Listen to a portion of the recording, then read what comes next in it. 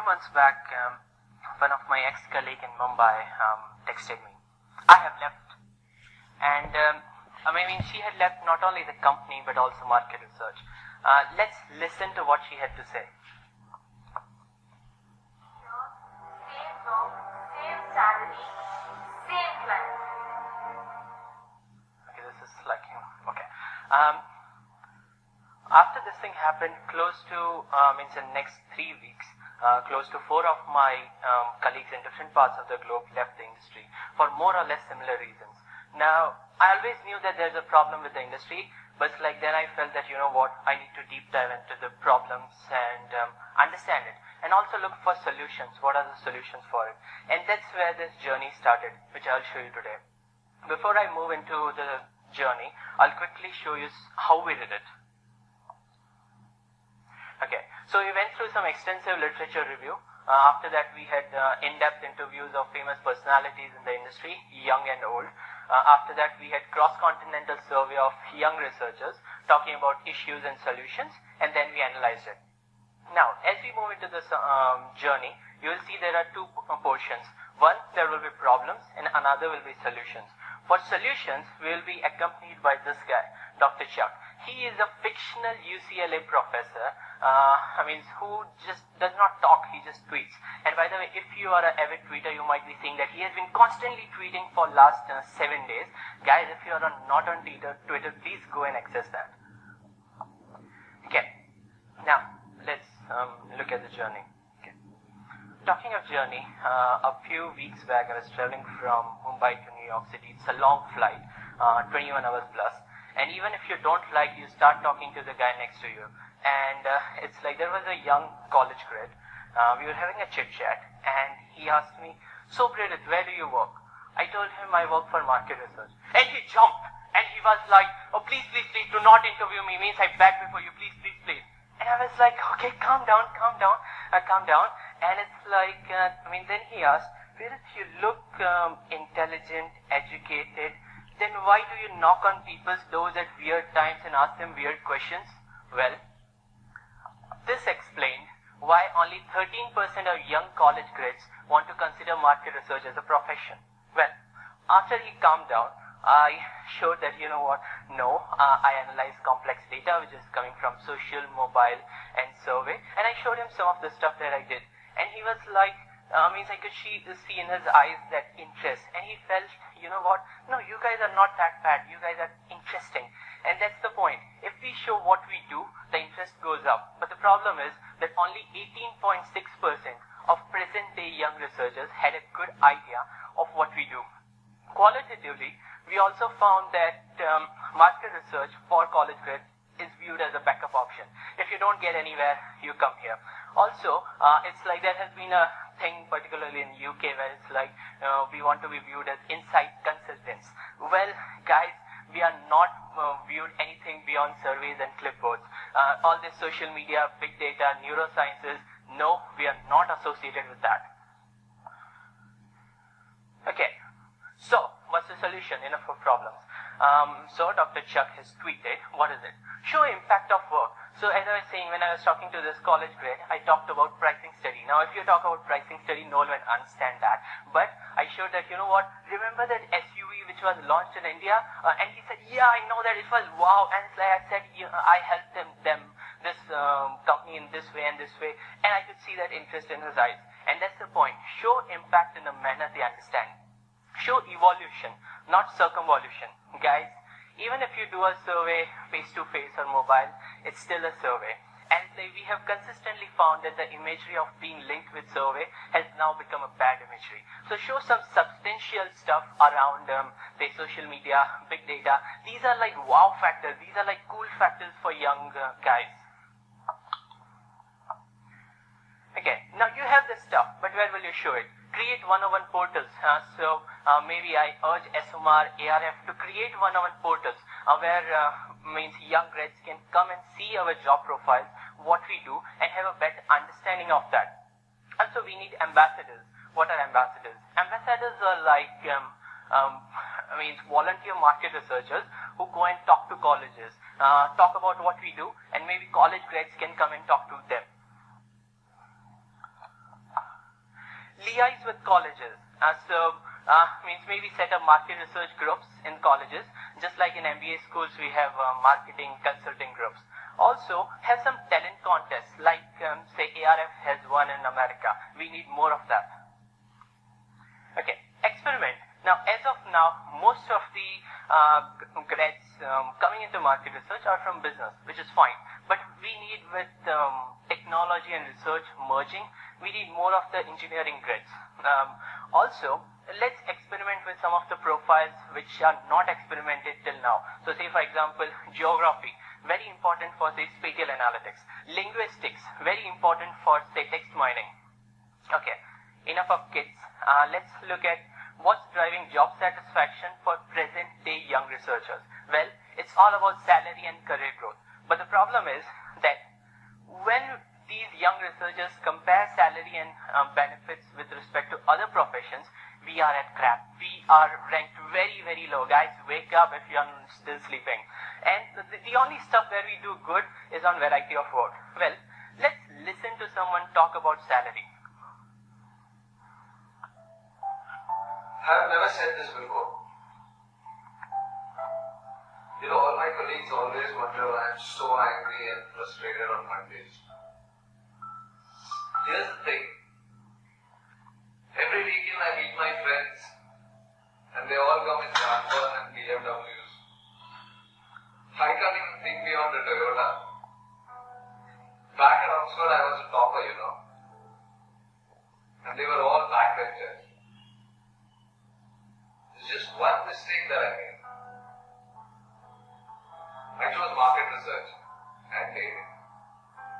Okay, guys, the point is that we cannot sustain passion for very long given the meager means which are offered in market research. In fact, 3/4 of more of market researchers will leave the industry moment they get a better salary. In fact, qualitatively we found some of the biggest professionals in this industry say we have lost some of the very big talents purely because of salary. In fact, a lot of talent did not even come into the industry because of, okay, what's the solution? Well, variable pay. Well, in 2011, Gunilla is here, I talked about this variable pay in 2011. No one listened. I'm still shouting and saying this, guys, please consider variable pay. What is it? So say, for example, you are paying them $60,000 US. Pay them 45,000 and the rest is variable. So if for every project they get a certain percentage of it. More they work, more they get. They can stretch it to 100,000 or more. More educated your researcher is, more they are interested in this option. This gives them a kind of startup challenge, but also gives them the stability of a corporate job. Now, as of now, our researchers are doing all these three things. And everyone says that, no, margins are low, we cannot implement what you're saying. Okay, fine.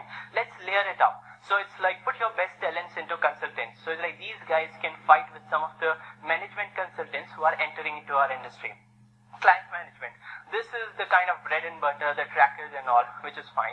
Project management. This is the biggest cost for us. So if we automate it right, we can reduce the cost there. Also, it's like if we automate it right, we can compete with some of the low-end tech guys who are entering into our industry. Okay, another story. Now, a few months back, one of my friends in US had been competing extensively for a project bid valued around $700,000 US.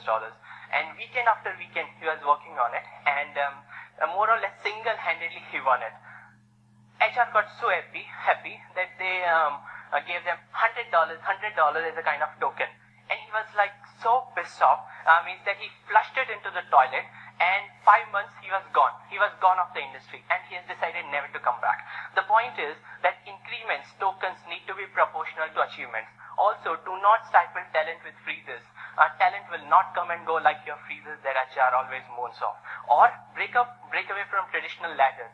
So layer 1, layer 2, layer 3. No guys, if they are innovative talent, give them innovative jumps, innovative titles. Okay. For high growth areas, which are like, say, social media, big data, you cannot get good talent given the meager salaries that our industry offer. Consulting tech guys are very interested in that talent. Okay, so pay premium, expect premium results. 93% of market researchers will leave the industry for some or the other reason. Where will they go? Well, client side is the most lucrative option, but apart from that, we found that because market research is viewed as a kind of backup option, we found that there is a kind of gravitation towards their initial sector of preference. Okay, so what's the solution? Well, variety in work. If you remember a few minutes back, I talked that that's a positive side of our industry. So show that. Means give them variety in work. Also qualitatively, we found that people find it challenging and interesting. Sectors of choice. Okay, if they have sector of choice, give them. Also, if they are going, okay, fine, set up corporate alumni groups. BCG, McKinsey have been doing that for some time now. Why not us? Okay, enough of bad stuff. Let's listen to good stuff. Hi, my name is Amelia. I currently work in Munich for a small market consulting firm. People have asked how I got into market research considering I have a finance degree. I can tell you it started my junior year at Brown when I worked for a market research company, and I loved it. I loved the people, I loved my colleagues, and I loved the style of work. So after graduation, I opted to go to market research considering I had many offers in the finance field. Okay, guys, the point is that we have an excellent work culture. Our colleagues love each other, and that's the point. Let's bet on it. But the problem is, if you go and talk to grads that, you know what, we have an excellent work culture, it won't help. Because every sector puts out those fancy job ads where they put models with smiling faces and say, we are so awesome, awesome. Well, let the interns come, bring interns. It's like, let them see how good our work culture is, and then the probability of them coming in goes up. Okay. Innovation. Every conference I go, people talk about, we need innovation, innovation. Well, but no one talks about the importance of youngsters in innovation. Well, they are interested in learning new and developing new, but there are certain inhibitors like lack of time and mentoring. Now, let's tackle one by one. Lack of time. We found that qualitatively that a lot of lack of time problem was coming because they were inefficient because they were not trained properly. Mentoring.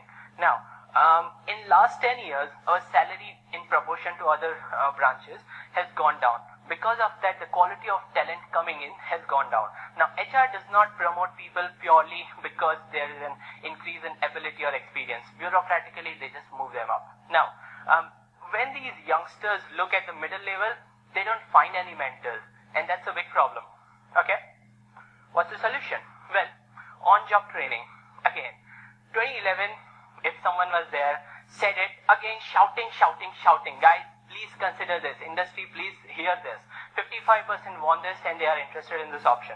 For this middle level problem which I talked about, create center points of contact. What are they? So say for example, put your forward looking managers as center points, so whom youngsters can go and talk to them and they can direct to resources like say MOOCs. Okay, MOOCs. In areas like say fast moving areas like say big data and all, it's somehow very difficult to develop training sessions immediately. So use these MOOCs. What's the problem? Okay. Also, I urge ESOMAR, ARF, MRS, whoever is listening, guys, please open up your resources. We cannot afford your costly conferences, your costly papers. It's too costly. Please open up like the TED does. Now, there's no point in having knowledge and if you don't share it. So, emphasize on internal social media. Also, create magnet groups. What are magnet groups? Magnet groups are like a bunch of highly intelligent people put together and they collaborate and create stuff. In innovation, well, involve youngsters in innovation process. Guys, youngsters live on social media, they live on mobile.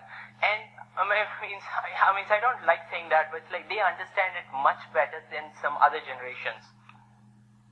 Okay, if nothing works, whatever I have said, if you do not agree or if it does not work, that's fine. Create incubators. Incubators are like offshoots from big companies. So it's like they work with a kind of startup attitude, but has big blessings from big companies.